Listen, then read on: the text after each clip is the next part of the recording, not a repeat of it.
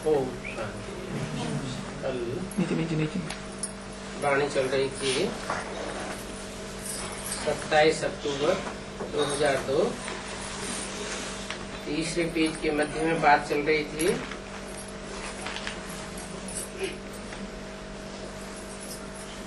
मैं तो आता ही पतित शरीर में हूँ।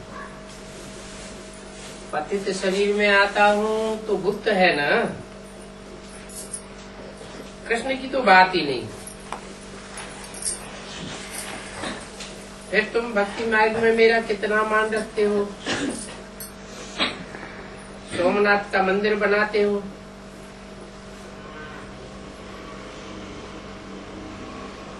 कोई एक मंदिर थोड़ा ही होगा।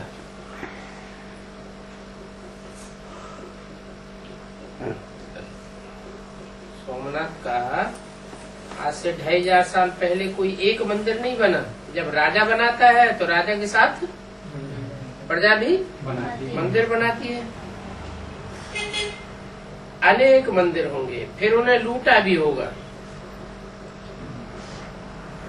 बनाते कब है और लूटते कब है? मंदिर बनाते हैं द्वापर के आदि में, और उस समय मुसलमानों का बोलबाला इतना जास्ती नहीं होता है। जब कलयुग शुरू होता है तो कलयुग की शुरुआत में मोहम्मद बिन कासिम का पहला आक्रमण होता है भारतवर्ष में। फिर धीरे धीरे मुसलमानों का प्रभाव बढ़ता जाता है और 11वीं शताब्दी में सोमनाथ मंदिर के ऊपर आक्रमण हो जाता है। तो एक मंदिर थोड़ी लूटते हैं, कहते हैं अनेक बार आक्रमण हुए। सोमनाथ के मंदिर पर ही 17 बार आक्रमण हुआ। खूब लूटा होगा। तो सारी बेहद की हिस्ट्री ज्योग्राफी को तुम जान गए। बाप को कहते हैं नॉलेजफुल।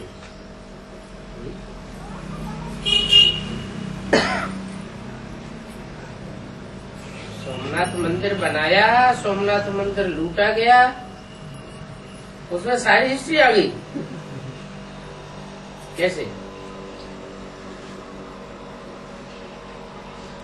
सोमनाथ मंदिर माना जो सोमरस खिलाने वाला। सोम माना चंद्रमा,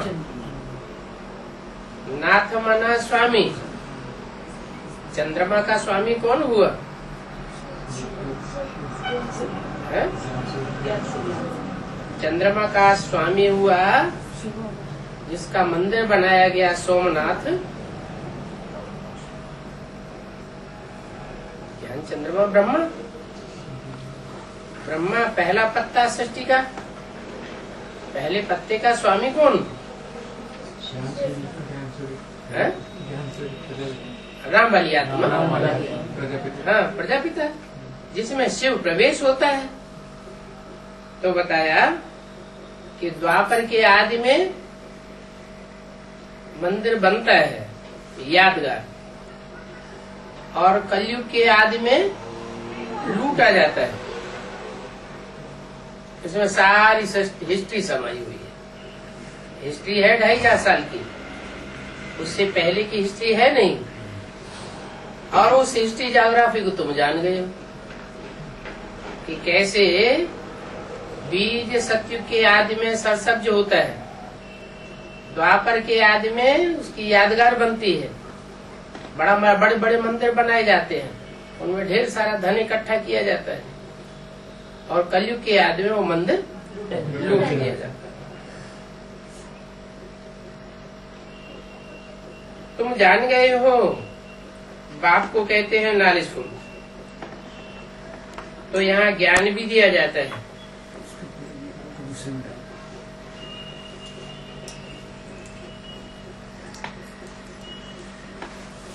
यहाँ ज्ञान दिया जाता है। जहाँ बाप है वहाँ ज्ञान भी दिया जाता है। पढ़ाई भी यहाँ पढ़ाई जाती है, और ज्ञान है ही मन मना भव का।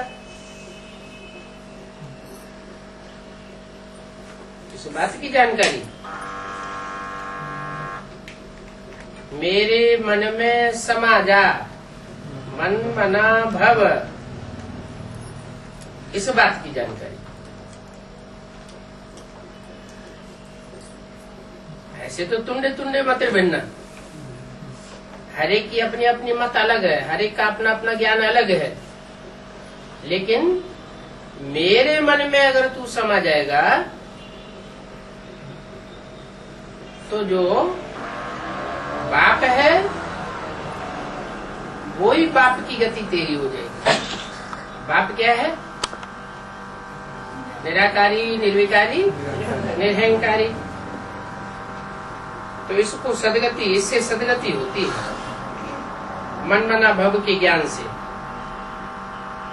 पहले मन मना भव, मेरे में मन लगा दे, मेरे में मन को तिरोहित कर दे, अपने मन के संकल्पों को मेरे में समा दे। फिर क्या होता है? जब मेरे मन में अपने सारे संकल्पों को तिरोहित कर देगा तो तेरा जो भी कर्म होगा वो सब मेरे लिए होगा। मना पहले मन मना भव, फिर मध्याजी भव। मत माना मेरे, याजी माने यजन करने वाला, भव माने हो जा, माने जो भी कर्म करे वो मेरे लिए करे। कोई भी कर्म इंद्रियों से कर्म करे लेकिन मेरे लिए करे। ये कब होगा? जब मन मना भव होगा। मन मना भव से सदगति होती है। काय काय की सदगति होती है? मन मना भव होंगे तो काहे की सदगति होगी? मन बुद्धि की पहले सदगति होती है। बुद्धि सुधर जाती है, संकल्प सुधर जाते हैं, मेरे में संकल्प स्वाहा हो जाते हैं, तिरोहित हो जाते हैं। और मन है सब इंद्रियों को कंट्रोल करने वाली इंद्रिय, मन कंट्रोल में आ जाता है तो और जो 10 इंद्रियां हैं उनकी भी सदगति हो जाती है। क्या? अभी जो भी इंद्रियां हैं वो दुर्गति की ओर है। जब एक में मन लगा देंगे तो सब इंद्रियों की सदगति हो जाएगी। टीचर और गुरु का पार्ट इकट्ठा चलता है।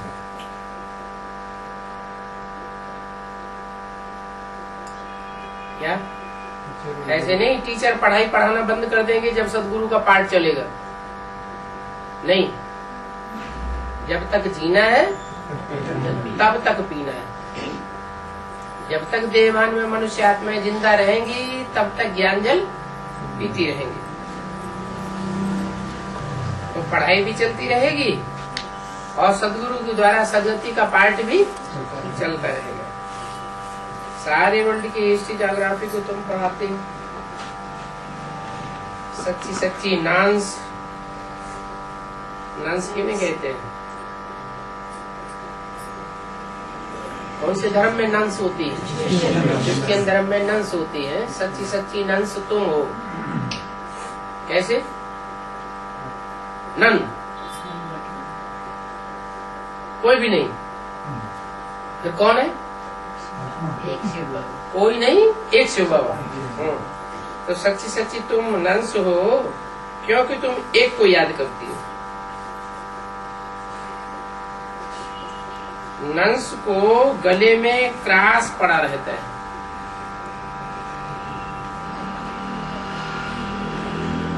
क्या? क्रास पड़ा रहता है। क्या मतलब?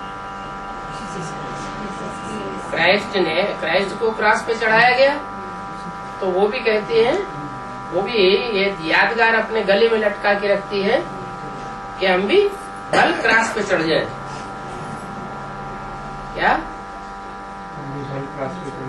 बल क्रॉस पे चढ़ जाए, लेकिन हम एक को नहीं छोड़ेंगे।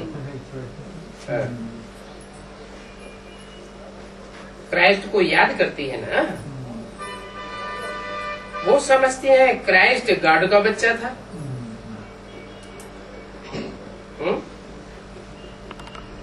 तो अकेला क्राइस्ट ही गॉड का बच्चा था क्या? क्राइस्ट गॉड का बच्चा तो और सब भतीजे हैं क्या?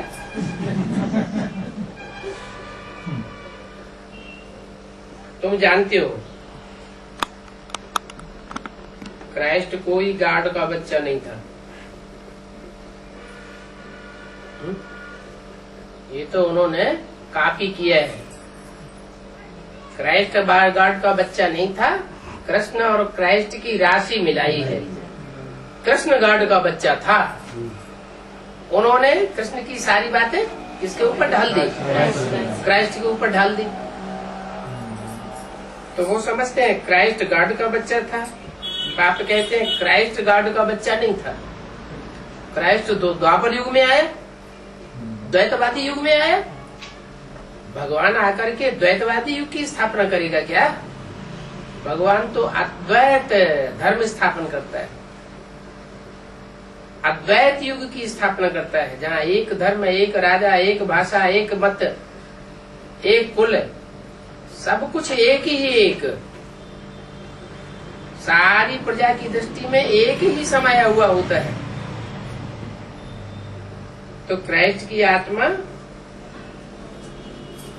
गॉड का बच्चा हो सकती है क्या? क्राइस्ट की आत्मा गॉड का बच्चा है, लेकिन क्राइस्ट गॉड का बच्चा नहीं। ये क्या बात हुई? माना क्राइस्ट जब शरीर धारण करता है तो वो कोई गॉड से जन्म थोड़ी लेता है। हाँ, आत्मा तो 500 करोड़ शिव पाप के बच्चे हैं, तो क्राइस्ट भी आत्मिक रूप में गॉड का बच्चा है। ऐसे तो हम सभी गॉड के बच्चे हैं। जैसे क्राइस्ट गॉड का बच्चा है, वैसे हम सभी गॉड के बच्चे हैं। फिर हमारे में और गॉड में अंतर क्या है?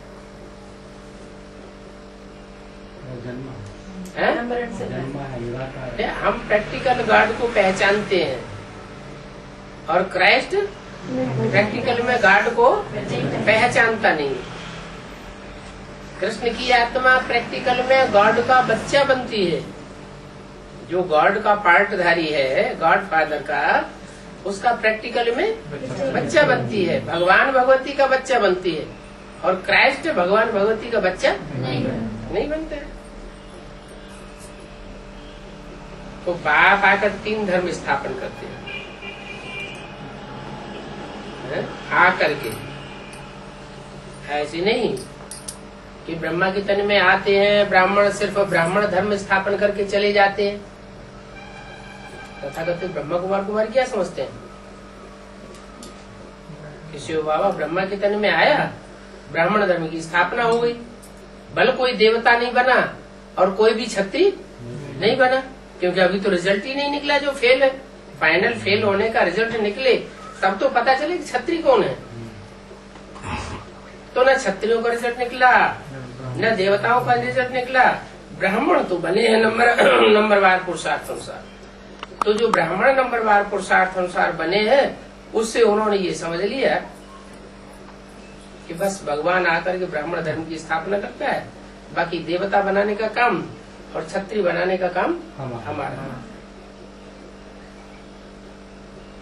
यहाँ बाप क्या कहते हैं? मैं खुद आकर के 3 धर्म स्थापन करके जाता हूँ। ब्राह्मण धर्म भी मैं स्थापन करता हूँ ब्रह्मा के द्वारा, और देवता धर्म भी मैं स्थापन करता हूँ। किसके द्वारा?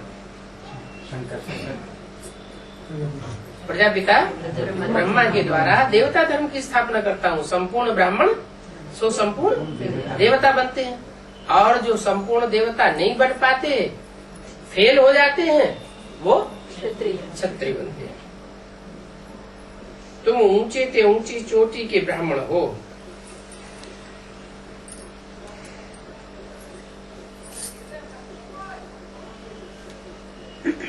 क्योंकि तुम ऊंचे ते ऊंचे विश्व की सेवा करते हो। ऊंचे ते ऊंचे विश्व कौन सा है?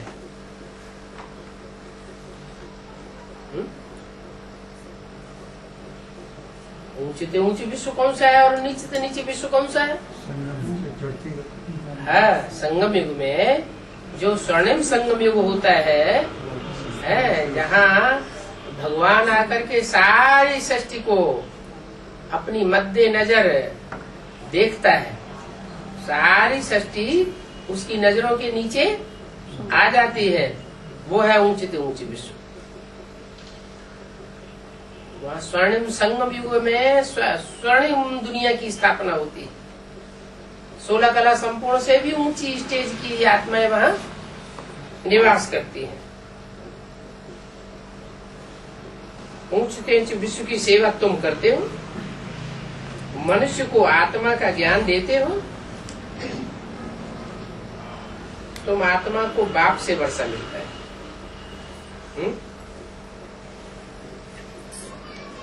तुम आत्मा को, इससे कहा गया, सनोक बैठने वाले बच्चों से कहा तुम आत्मा को बाप से वर्षा मिलता है। क्राइस्ट की आत्मा को बाप से वर्षा नहीं मिलता, फिर किससे मिलता है?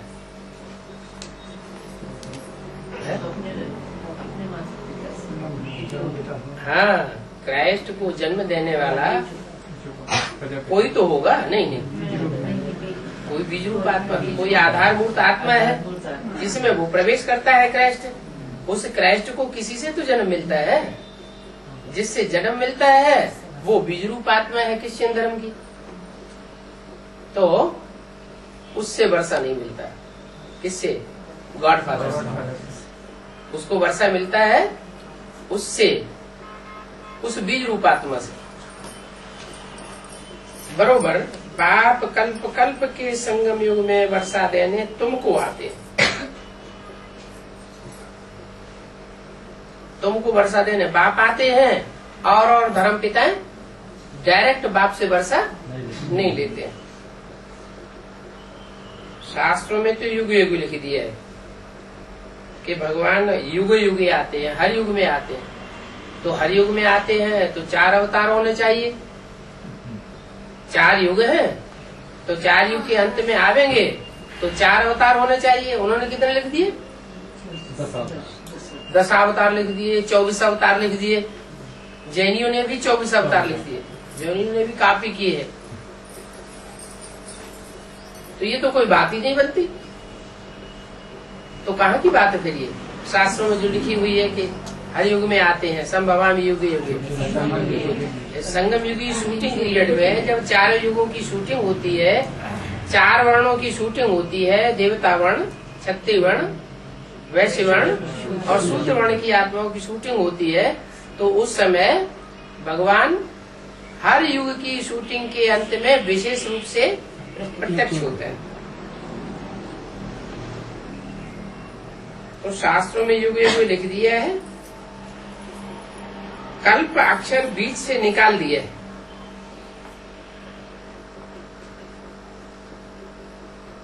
हर युग में 4 अवस्थाओं की शूटिंग होती है। 4 अवस्थाएं जो है वो ही जैसे कि एक कल्प हो जाती है। तो कल्प शब्द निकाल दिया है, इसलिए रोना पड़ गया। उनका नाम ही है पतित पावन, इनका नहीं। ये पतित पावन नहीं है। कौन? ब्रह्मा। उनका नाम, जिनके द्वारा पार्ट बजता है पतितों को पावन बनाने का, नाम है कि टाइटल है? नाम बता दिया। उनका नाम ही है पतित पावन सीताराम कहते हैं ना। हाँ, तो युग युग आकर के क्या करेंगे? पतितों को पावन आकर के कब बनावेंगे? सतयुग में। सतयुग में तो सतो प्रधान आत्माएं होती हैं, 16 कला संपूर्ण होती हैं। वहाँ तो पतित होते ही नहीं। त्रेता युग में भी पतित नहीं कहेंगे। द्वापर में फिर भी 8 कलाएं होती हैं, वहाँ भी पतित पने का पूरा ग्रहण नहीं लगता। कब लगता है? कलयुग के भी अंत समय में पतित पने का जब ग्रहण लगता है, पूरे पतित बनते हैं, सब धर्म पतित बन जाते हैं। तब मैं आता हूँ। तो मैं युग युग आकर के क्या करूंगा? कल्प में एक बार आकर के पावन बना करके चले जाते।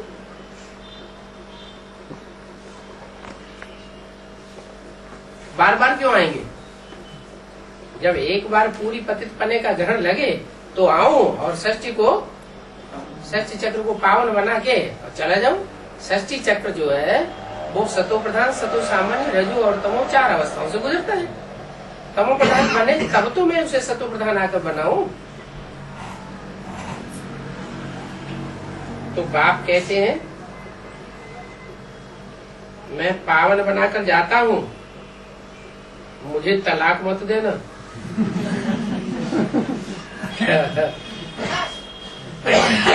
धमकी दे रहे क्या?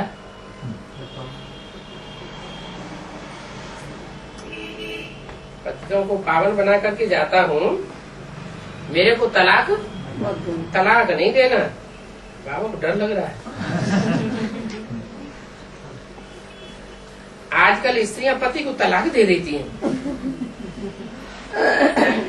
वैसे देखा जाए तो हिंदू नारी पति को कभी तलाक नहीं देती थी पहले, और अभी हिंदू नारियां भी पति को तलाक दे देती है। क्या बात हो गई? पहले तलाक नहीं देती थी, अभी तलाक दे देती है। बाबा को भी डर लग रहा है कहीं मेरे को सरेंडर होने के बाद कहीं मेरे को ना तलाक दे दे। हाँ, तो तलाक किस लिए देती? पहले नहीं देती थी, अब देती है। क्यों? क्योंकि दूसरे धर्मों का संग का रंग लग गया, दूसरे धर्मों से प्रभावित हो गए तो तलाक दे देती है। वैसे अगर देखा जाए तो हिंदू नारी पति को कभी तलाक नहीं देती थी। तुमको तो मुरली जरूर सुननी है क्या? दूसरों की बातें, दूसरे धर्म वालों की बातें सुन करके तलाक देना सीख लिया, लेकिन तुमको क्या करना है? तुमको तो बाबा की मुरली सुननी है। इसका नाम क्या है? मुरली। ये तुम्हारी बुद्धि को मोड़ लेगी। मोड़ ले क्या करेगी? तुम्हारी बुद्धि को मोड़ लेगी। उन विधर्मियों ने तुम्हारी बुद्धि को मोड़ दिया। पहले तुम तलाक नहीं देते थे, अब तुम तलाक देना सीख गए, बुद्धि मुड़ गई ना। अब बाबा की मुरली सुनेंगे तो तुम्हारी बुद्धि फिर मेरी तरफ मुड़ जाएगी। मुरली नहीं सुनते हो तो गोया बाप को भी भूल जाते, टीचर को भी भूल जाते और गुरु को भी भूल जाते हो। 27 अक्टूबर 2002 की वाणी का 14 पेज। ये भी जैसे तलाक हो गया। अगर भूल जाते हो, बाप को भूले या टीचर को भूले या सदगति करने वाले सदगुरु को भूले तो क्या हुआ? जैसे तलाक दे दिया। तुमको भी कितना अटेंशन देना है। अभी नापास होंगे तो कल्पांतर नापास होते रहेंगे, तो अटेंशन तो देना पड़े। अंत में सबको मालूम पड़ जाएगा कि किसने कितनी पढ़ाई पढ़ी थी।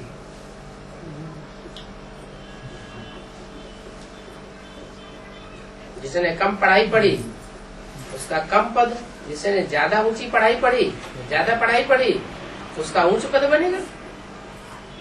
सब कहते हैं शांति चाहिए, शांति चाहिए। गोया क्या चाहिए?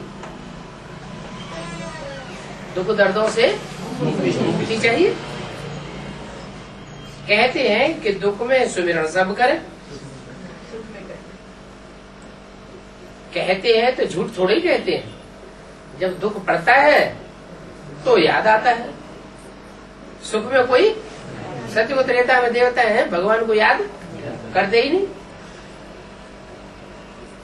तो आधा कल्प सुख और आधा कल्प दुख होता है। जब आधा कल्प दुख होता है तो तुम भगवान को याद करते हो, भले जानते नहीं तो भी याद करते हो। और सुख की दुनिया में, सत्य को त्रेता में, वहां भगवान को याद कोई करता नहीं है।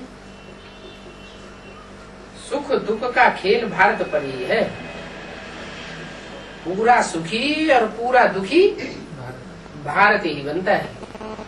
और धर्म के लोग न ज्यादा सुखी बनते हैं न ज्यादा दुखी बनते हैं। अच्छा, तो और धर्मों में गिनती किसकी किसकी है?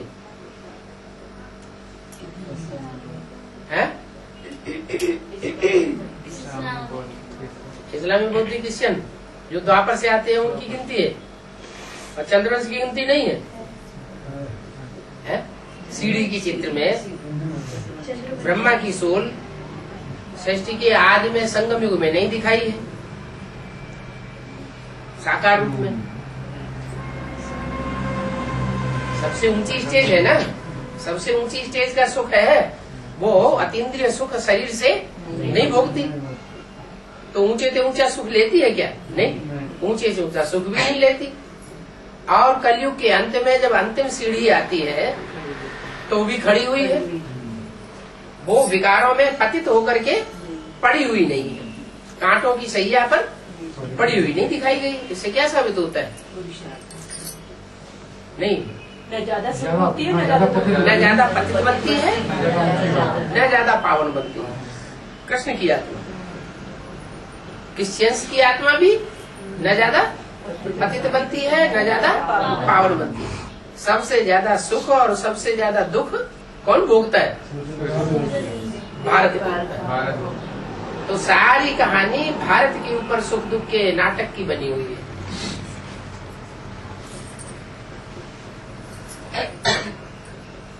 तुम तो कहेंगे हम ही देवता थे। अच्छा, हम ही क्षत्रिय बने, हम ही सो वैश्य बने, हम ही शूद्र बने। अरे, हम ही सो देवता थे। हम ये कहता कौन है? सो देवता थे माने कौन से देवता थे?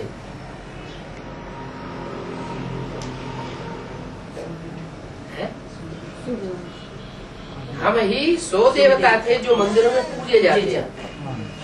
जो मंदिरों में देवताएं पूजे जाते हैं वो शरीरधारी देवताएं कौन थे? हम थे, जो डायरेक्ट भगवान से पढ़ाई पढ़ते हैं।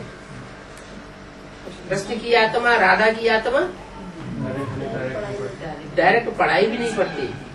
और संगम युग में वो देवता भी, मनुष्य से देवता भी नहीं बनती। तो इसलिए बोला तुम तो कहेंगे, ये नहीं कहेंगे। कौन? कृष्ण नहीं कहेंगे, तुम तो कहेंगे। क्या कहेंगे? हम ही देवता, सो हम ही क्षत्रिय, सो हम ही वैश्य, और हम ही शूद्र बनते हैं। पहले पहले कौन बनते हैं?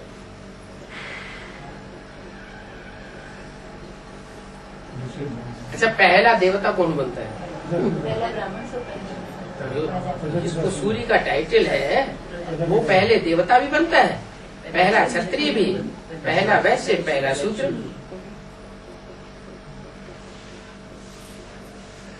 तो हमसो का अर्थ कोई जानते नहीं है। बाप कहते हैं मन मना। फिर मध्याजी भाव जानने के लिए क्या करें? हमसो का अर्थ जानने के लिए हम वह देवता थे। कौन से देवता थे? देवता थे तो नाम भी तो पता होना चाहिए। क्या नाम नहीं पता होना चाहिए? हम कौन से देवता थे 33 करोड़ में से? पता होना चाहिए ना। तो हम 100 देवता थे। अगर कोई पूछे कौन से देवता थे तो जवाब तो आना चाहिए। जवाब आता नहीं तो बाप रास्ता बताते हैं क्या? मन बना। क्या तुम अपनी मन बुद्धि को मेरे में लगा दो तो तुमको पता लग जाएगा कि तुम कौन से देवता थे। फिर मध्यादि भाव, जब तुमको पता लग जाएगा कि हम ये है आत्मा, ये है देवता थे, तो तुम अपनी सीट पे सेट हो जाओगे और तुम अपनी ड्यूटी करना शुरू कर दोगे। मध्यादि भाव क्या? मेरे लिए यजन करना शुरू कर दोगे कर्मेंद्रियों से। खुद धारण कर औरों को धारण कराएं तो अहो सौभाग्य। पूरा जो धारण करते हैं वो ही दूसरों को पूरा धारण करा सकते हैं। पूरी खुद धारणा नहीं होगी तो दूसरों को भी धारणा करा ही नहीं सकेंगे। याद से ही विकल्प विनाश होंगे। क्या? क्यों? ज्ञान से विकर्म विनाश नहीं होंगे? ज्ञान सुनते रहे, दूसरों को सुनाते रहे, तो पाप कर्म भस्म नहीं होंगे? साधन है, ज्ञान तो एक साधन है। हाँ, ज्ञान जो है शास्त्र पढ़ने से भी पाप कर्म नहीं बनते, तो ज्ञान सुनने सुनाने से भी पाप कर्म नहीं बनेंगे, लेकिन पाप भस्म नहीं होंगे। भस्म कब होंगे? जब हम ऐसे को याद करेंगे जो भस्म रमाने वाला है। कौन है भस्म रमाने वाला? शंकर को दिखाते हैं भस्म रमाए हुए। क्या मतलब हुआ? शरीर में भस्म रमाई जाती है ना, माने जो भी शरीर है, शरीर की इंद्रियां हैं, उनसे जो भी कर्म किए जाते हैं वो सब भस्म हो जाते हैं। माने कर्मों का पाप पुण्य उनके ऊपर नहीं लगता, अकर्म हो जाते हैं। ऐसी स्टेज में, याद की स्टेज में रहने से, आत्मिक स्थिति में रहने से पाप कर्म बनता ही नहीं, पुण्य भी बनता ही नहीं। तो याद से विकर्म होंगे, विकर्म भस्म होंगे। वहां गंगा में स्नान करना भक्ति मार्ग में होता है, और यहाँ ज्ञान गंगा में स्नान करने की बात है। तो कहाँ गंगा में स्नान करना और कहाँ योग में रह करके पावन बनना, बहुत फर्क पड़ जाता है।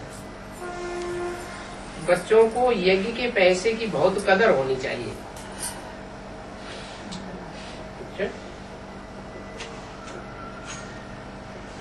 यज्ञ के पैसे की कदर होनी चाहिए, और कोई बाहर से पैसा मिल जाए तो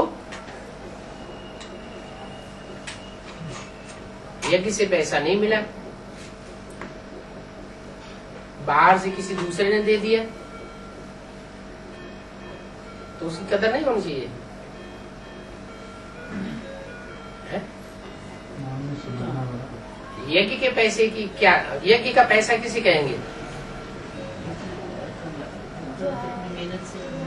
है? यज्ञ का पैसा किसे कहेंगे?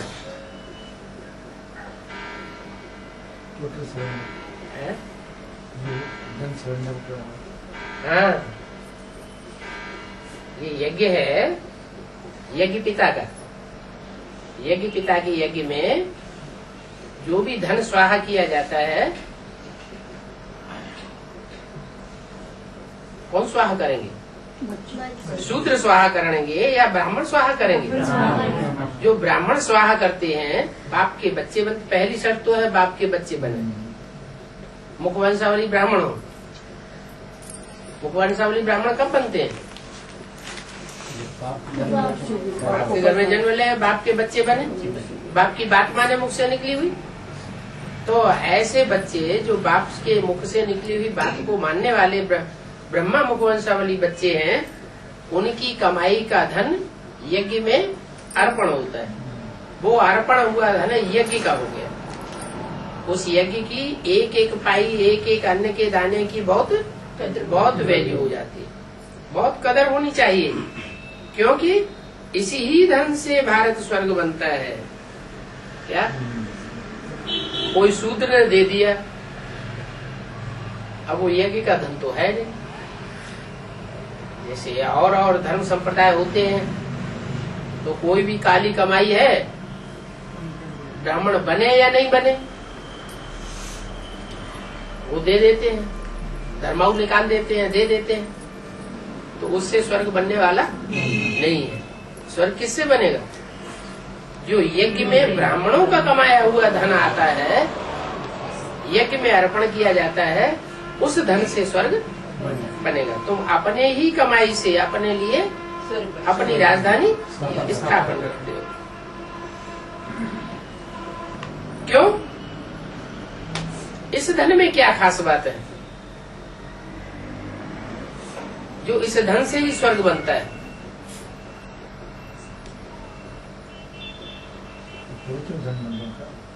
और धन और धंधे जो है वो सब झूठे धंधे, सब धंधों में नुकसान भी है और सब धंधे दुनिया के झूठे धंधे। ऐसा कोई भी दुनिया का धंधा नहीं रहा कलयुग के अंत में जो झूठा न हो जाए। सब धंधे झूठे। एक सच्चा धंधा बाप आकर के सिखाते हैं, और बाप है सच्चा। सच्चा बाप आकर के जो रुद्र यज्ञ रचते हैं, उस रुद्र यज्ञ में जो धन स्वाहा किया जाता है वो भी सच्चा है। इसलिए कहते हैं बाप के हाथ में दिया तो 21 जन्म वर्षा मिलेगा, और गुरुओं के हाथ में दिया, कोई मनुष्य गुरु के हाथ में, तो 1 जन्म का फल देगा। तो ऐसा क्यों कहा? क्योंकि एक सच्चा है और बाकी सब झूठे हैं। एक के हाथ में एक हाथ देने वाला और एक हाथ लेने वाला। तीसरे को पता भी न लगे। अगर पता भी लग जाता है तीसरे को तो भी उस धन की कीमत कम हो जाती है, कदर कम हो जाती है। माने वो उतना बढ़िया स्वर्ग, उतनी ऊंची कोटि का स्वर्ग स्थापन वो धन नहीं करेगा, उसकी कीमत कम हो गई।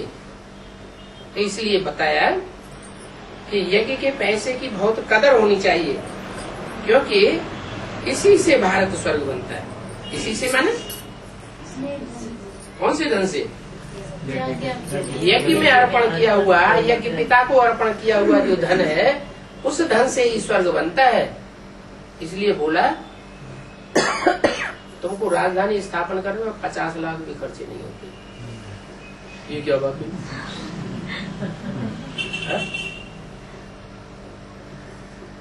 ये बात किससे बोली होगी? माने तुम बच्चे इतने कम खर्च वाला नसी हो, बाप को फॉलो करने वाले बच्चे हो ना। बाप कम खर्च वाला नसी माने भाग्य बहुत बाला है, बहुत ऊंचा भाग्य है।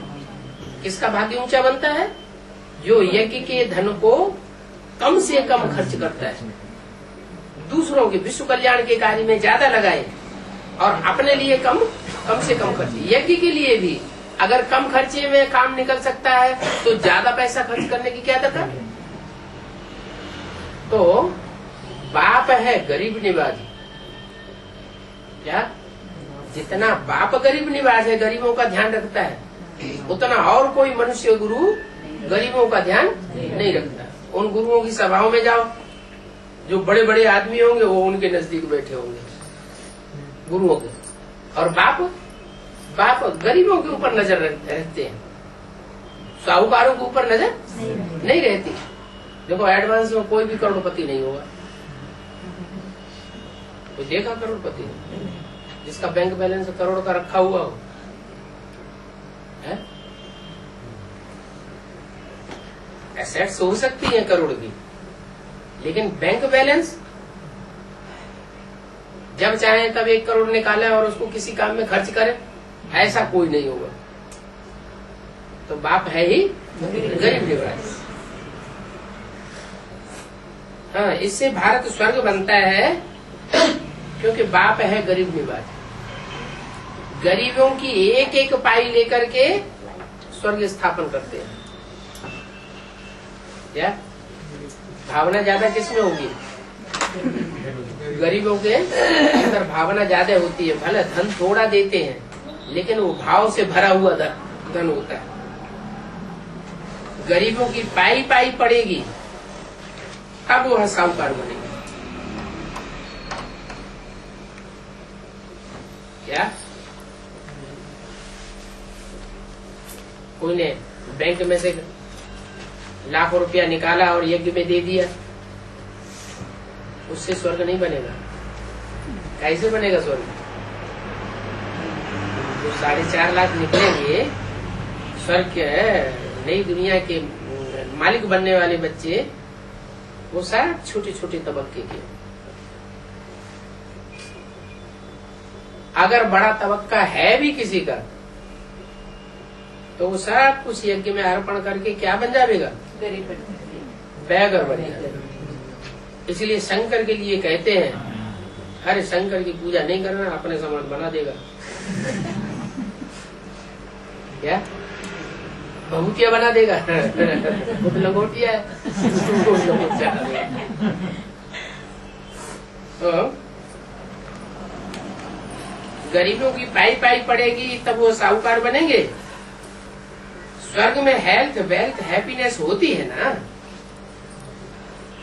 अगर हेल्थ वेल्थ है तो हैप्पीनेस भी। अगर हेल्थ हो वेल्थ ना हो तो हैप्पीनेस नहीं हो सकती। सतयुग में हेल्थ वेल्थ है तो सदैव हैप्पी रहते हैं,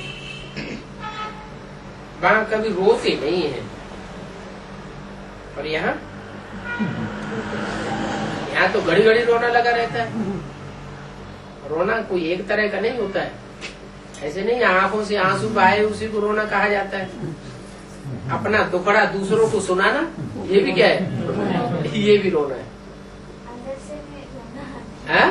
अंदर से भी रोते हैं। हाँ, अंदर से भी रोते हैं कोई, खास करके पुरुष जो है अंदर से रोते रहते हैं क्योंकि अहंकार ज्यादा होता है ना, तो किसी को बोलेंगे नहीं लेकिन अंदर अंदर से रोते रहेंगे। और माताएं माता बोली वाली होती है तो बाहर से सारा सुना देती है।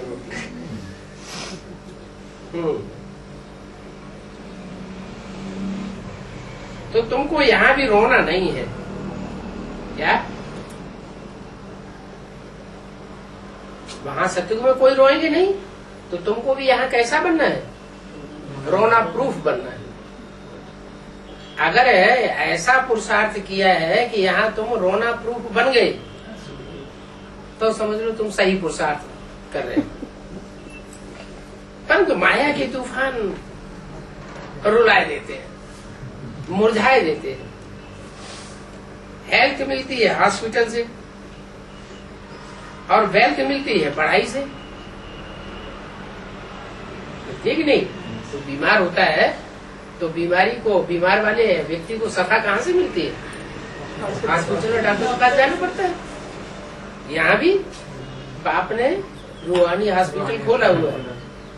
बाप कहते हैं ये मन बीज है, ये मन बीज जब स्वस्थ होगा तो शरीर भी तुम्हारा स्वस्थ हो जाएगा। मन के संकल्पों के आधार पर डॉक्टर लोग कहते हैं हाँ, भगवान को याद करो ठीक हो जाओगे। माना वो उनको भी पक्का निश्चय नहीं कि हमारी दवाई काम करेगी या नहीं करेगी। भगवान ने चाहा तो ठीक हो जाओगे। भगवान के ऊपर भरोसा रखो। इसका मतलब ये हुआ कि सारी बीमारियां मन के अंदर से शुरू होती हैं। मन अगर स्वस्थ है तो शरीर भी स्वस्थ हो जाएगा। बीज स्वस्थ है तो पेड़ भी स्वस्थ होगा। तो ये शरीर है जैसे पौधा पेड़, और मन है मन बुद्धि आत्मा बीज है।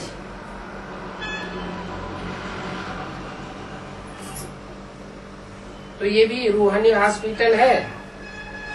और रूहानी हॉस्पिटल से तुमको हेल्थ मिलती है। बाप किससे बात करते हैं? आत्मा से बात करते हैं। माने तुम्हारी आत्मा को, तुम्हारी मन बुद्धि आत्मा हेल्दी बनती है। बोल कौन रहा है? आत्माओं का बाप बोल रहा है कि देह का बाप बोल रहा है? तो आत्माओं का बाप आत्माओं से बात करेगा या देह से बात करेगा? आत्माओं से बात करता है। तो रूहानी हेल्थ देता है। क्या तुम्हारी आत्मा रूहानी रूप से हेल्दी बनेगी? माने कोई आत्मा के अंदर दुष्ट संकल्प नहीं चले। जो भी संकल्प चले वो सब सत संकल्प चले। श्रीमत के अनुकूल सारे संकल्प जब चलने लग पड़ेंगे तो आत्मा और चेहरा खिला हुआ नजर आएगा। कोई हॉस्पिटल में पहुंच जाते हैं, कोई ब्राह्मण, तो डॉक्टर उनको देख करके चक्रित होता है। इतना जबरदस्त बीमारी है और तुम्हारा चेहरा खिला हुआ है, बात क्या है? क्या कारण होता है जो चेहरा खिला हुआ दिखाई पड़ता है? ये रूहानी हेल्थ की निशानी है। तो बोला हॉस्पिटल से हेल्थ और पढ़ाई से वेल्थ मिलती है। यहाँ रूहानी पढ़ाई से कौन सी वेल्थ मिलती है? ज्ञान धन मिलता है। अच्छा, ज्ञान धन से धनवान बन जाएंगे, सुखी हो जाएंगे।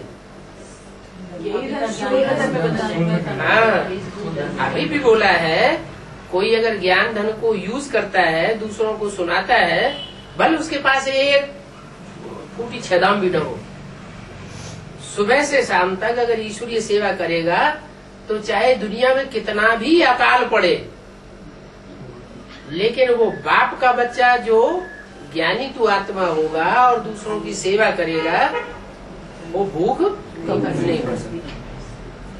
दुनिया के करोड़पति अरबपति भूख मरेंगे, लेकिन बाप का बच्चा भूख नहीं मरेगा। तो कितनी उन ज्ञान रत्नों की वैल्यू हो गई। वो ज्ञान रत्न स्थूल रत्नों की कोटि के बन गए। तो देखो मेरे बच्चे कितने गरीब हैं, मेरे बच्चे कितने गरीब हैं। कैसे गरीब है? 3 पैर पृथ्वी में हॉस्पिटल खोलते हैं, माना दुनिया के जो हॉस्पिटल खोल रहे हैं कितनी बड़ी बड़ी जगह लेते हैं, कितनी बड़ी बड़ी बिल्डिंगें बनाते हैं, कितने वेतन के लंबे चौड़े वेतन के डॉक्टर रखते हैं, कितना पैसा दवाइयों पर खर्च करते हैं। और मैं जो हॉस्पिटल खोलता हूँ, उसी में खाना खा लो, उसी एक कमरे में, उसी में सो जाओ, उसी में झाड़ू पोछा लगा के क्लास लगा लो। तो गरीबों का हॉस्पिटल हुआ ना। बोला कितने गरीब हैं, 3 पैर पृथ्वी में हॉस्पिटल खोल देते हैं। ज्यादा जगह भी नहीं है। कोई का गीता पाठशालाओं में तो जगह ही इतनी है, बस 5 पांडव ही बैठ पाते हैं। फिर भी गीता पाठशाला तो खुली हुई है। ऐसा हॉस्पिटल खोल देते हैं जहां से सबको हेल्थ वेल्थ मिल सकती है। अच्छा, मीठे मीठे सिकिल दे बच्चों को, औरों को नहीं। मीठे मीठे मीठे स्वभाव के हैं, खुद मुख में मिठास भरा हुआ है, दृष्टि में मिठास भरा हुआ है, वाइब्रेशन में मिठास भरा हुआ है। ऐसे मीठे मीठे बच्चों को सिकिल दे, बच्चों को सिकिल दे बना बहुत सिक से। कोई बच्चा जैसे बाप का खो जाता है ना, और वर्षों खुआ हुआ रहे, फिर बड़े होकर के वो बच्चा अचानक मिल जाए, तो वो बाप और बच्चा कितने प्यार से एक दूसरे से मिलते हैं, तो उसको कहते हैं सिक से मिले हुए। तो यहाँ भी बच्चे कैसे हैं? कैसे? हम कब खो गए थे? कब खो गए थे? खो गई थी कभी क्या? हाँ, हम आत्मा रूपी बच्चे भी जब यज्ञ का आदि था तो उस समय बाप के बच्चे बने थे, और बनने के बाद कारण या कारण बाप से बिछुड़ गए। तो अब बिछुड़ने के बाद इतने लंबे वर्षों के बाद, कोई को तो 60-70 वर्ष होने आए, अब मिल रहे हैं। तो बहुत लंबा टाइम हो गया ना। तो सिकिल दे बच्चे प्रति माता पिता, किसका? माता पिता का, एक का नहीं, माता का भी और पिता का भी। कहाँ है माता? माता देखी? अरे माता देखी क्या? किसी ने देखी है? किसी ने नहीं देखी? फोटो देखी। फोटो देखा है। ये क्या बात? बच्चा माँ से पैदा हो और उसने देखा ही ना हो, ऐसे होता है क्या? है?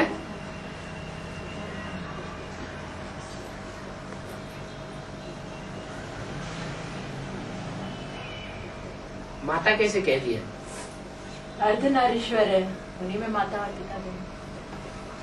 लेकिन माता तो स्त्री होती है, पिता पुरुष होता है। बड़ी मम्मी की बात है? बड़ी मम्मी जगदम्बा। हाँ नहीं, एक बात बोली है मुरली ने, भारत में पुरुष की एक स्त्री मर जाती है तो कहते हैं एक जूती गई, अब दूसरी लेते हैं। ये ब्रह्मा भी पुराना तन है ना, क्या इशारा दिया है? पुराना तन है ना, पुरानी जूती है ना, इसका मतलब क्या हुआ? बाबा क्या इशारा दे रहे हैं कि ये जूती अब छूटने वाली है, अब नई जूती आने वाली है। तो ब्रह्मा का पुराना तन छूट गया, ब्रह्मा का पुराना तन छूटा ना, तो नया तन कौन सा मिला?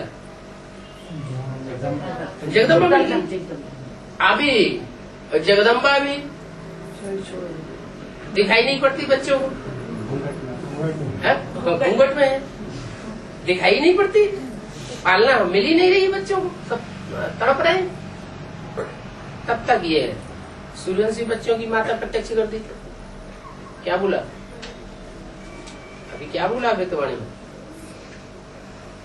बोला है कि अष्टदेवों में से जो 2 आत्माएं हैं वो प्रत्यक्ष हो गई,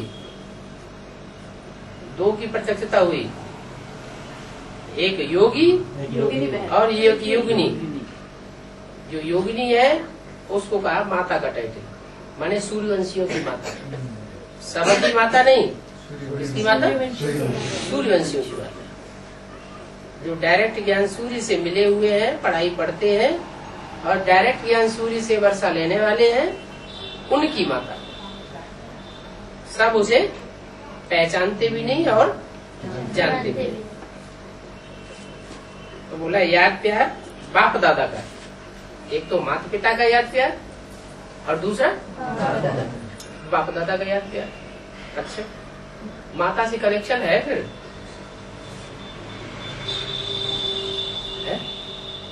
है? हाँ, चिट्ठी चपाटी आती है? है? नहीं आती? माता की चिट्ठी नहीं आती है? आती नहीं? आती तो जरूर होगी। अच्छा, सेवा भेजते हैं, यज्ञ सेवा भेजते हैं तो माता चिट्ठी का जवाब नहीं देती कि ये सेवा हमें मिली ना? अभी प्रैक्टिकल में चिट्ठी आती है कि नहीं सेवा की स्वीकृति की? आती है। तो माता से ही तो आती है।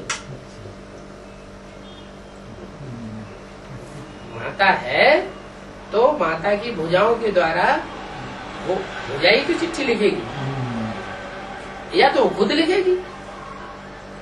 तो चिट्ठी आती है माने प्रैक्टिकल में है ना। तो माता पिता, अच्छा ईमेल आता है? नहीं आता? ईमेल आता है। ईमेल आता है, इससे क्या साबित होता है? माता बाबा तो काका गाँव भी नहीं जानता कंप्यूटर का।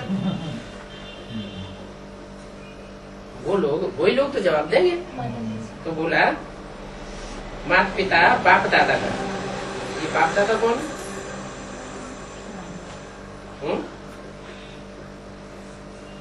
माता पिता तो अलग अलग हो गए, फिर बाप दादा कौन हुए? राधा कृष्ण। राम बाप और कृष्ण बच्चा। दादा लेखराज की आत्मा जो चंद्रमा के रूप में प्रवेश है वो दादा हुआ, सृष्टि का पहला पत्ता हुआ, माना सबका बड़ा भाई हुआ। 500 करोड़ मनुष्य आत्माएं जो भी हैं उन सबका बड़ा भाई। और राम वाली आत्मा बाप, सबका बाप और दादा दोनों का याद प्यार। गुड मॉर्निंग, क्या कभी गुड नाइट नहीं करते? गुलजार दादी में आते हैं तो क्या करते हैं? गुड नाइट करते हैं। गए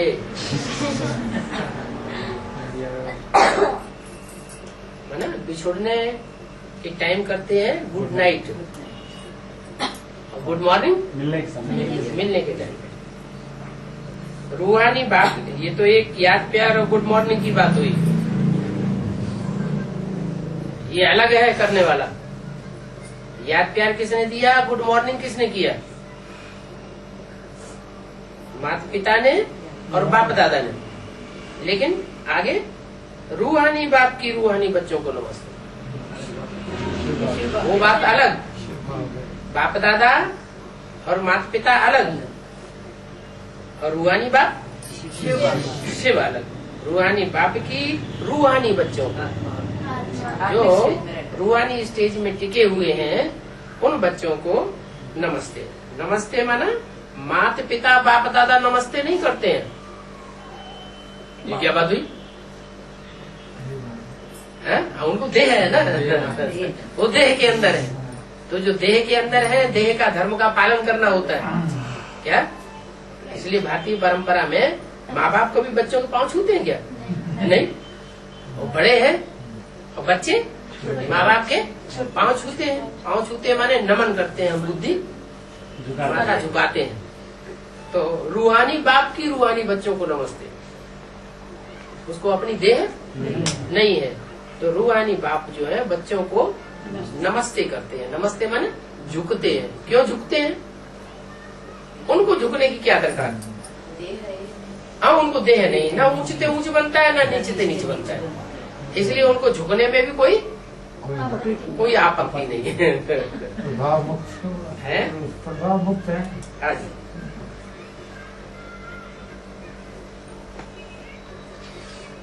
आज कितनी तारीख हुई? 29। अभी भिलाई गीता पाठशाला ही लिखते रहेंगे, दूसरी गीता पाठशाला नहीं खुलती। ठीक है। लोग भूल जाते हैं, पहचान नहीं पाते कहाँ है क्या है, पूछते रहते हैं ये कहाँ है ये कहाँ है।